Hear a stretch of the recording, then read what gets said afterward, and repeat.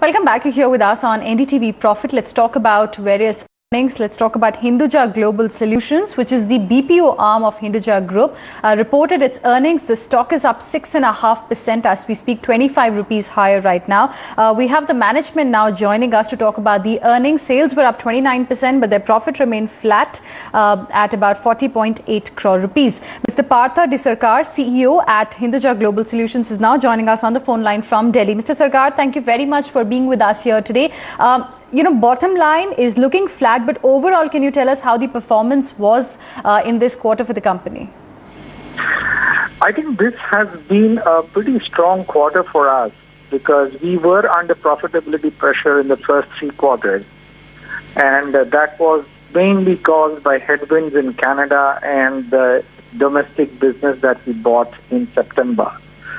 The good news this quarter has been that we've been able to turn those businesses around. So Canada will start contributing in Q1. It's at break-even levels as of March. Even the India BPO business that we acquired is at break-even levels in March and will start contributing in Q1. So the fact that the headwinds from those and the drag on those businesses were not there actually helped us produce the strongest quarter in Q4. The other thing is that it's a landmark quarter because we've actually touched 507 million in revenue, and that's the half a billion milestone that we've been aspiring for some time. So it's been overall a very satisfying quarter, but just the beginning of the turnaround is the way I would put it. So how would FY17 be looking like? Which will be the key growth drivers? Canada, things, as you mentioned, they have moved around there. Will it be India or the other geographies? We are trying to push offshore growth quite a bit.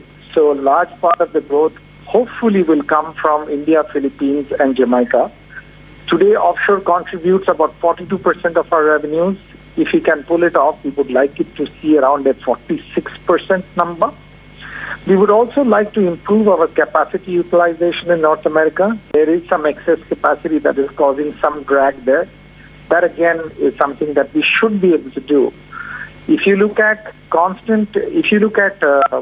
organic growth, that has been about 11%, just short of 11%. So that's something that we should be able to, again, replicate in the coming year. But the margin profile is what we expect to improve because this year has been the toughest year so far as margins are concerned. And now with these 2 businesses turning around, we believe that the margins would expand by about 100 to 150 basis points. And what is going to be leading to this margin expansion? What gives you the confidence?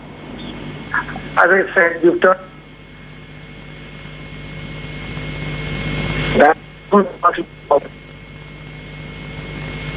Right. I think there is some issue with the line, but as Mr. Sarkar was telling us that the headwinds that were there, the critical issues which were there in Canada, they have now been resolved. FY16 was a tough year, but now they have started seeing some signs of a turnaround. 42% is the contribution to the total revenue that comes from their offshore business, which they are planning to ramp up even further, and they are looking to increase the contribution to the revenue that the offshore business has to 46%, and they're expecting a margin expansion of about 100 odd basis points in this particular year, FY17. Some improvement being seen in the domestic market as well. Let's take you through the numbers. So we have Mr. Sarkar back with us. So you're talking about the margin expansion. Which quarter are we likely to see that, and which key factors will support that? Okay, I was in the middle of explaining to you the fact that we are pushing offshore. Today, it's 42% of our revenues. We hope to grow that by 46%. On top of that, if we can improve the capacity utilization of North America, that's going to add to that. So overall, we believe that the margin expansion should be to the tune of about 100 and 150 basis points, even conservatively speaking. So that's where we see this thing ending up in fiscal. Any acquisitions that are lined up in line for FY17? I would not be able to comment whether there is anything lined up or not. We continue to look at acquisition opportunities, and today the attempt is more to build our healthcare vertical. So most of the targets today that we are evaluating, I would not hesitate to use the word lining up, the targets that we're evaluating today are in the healthcare space. Any pressure points right now, concerns which you see are there in the sector, and the issues that we saw here in India, for example, the diesel car ban, etc. Did you witness any impact because of that as well? One of the lucky things is that that actually happened in Delhi, and we don't have a big presence in Delhi. And most of the work that happens in Delhi is in the daytime. So we were not impacted by the diesel car ban. Other than that, that's a very minor issue, frankly. If you ask me, at a more strategic level, we do have a high customer concentration issue. Today, 45% of our revenues come from top 5 clients. Ideally, that number needs to be lower.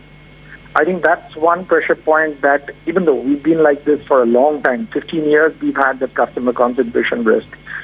So today, 94% of our revenues come from clients who've been with us for more than 5 years. So it has pros and cons, but that's just one area that I'd like to highlight. We're actively working on this.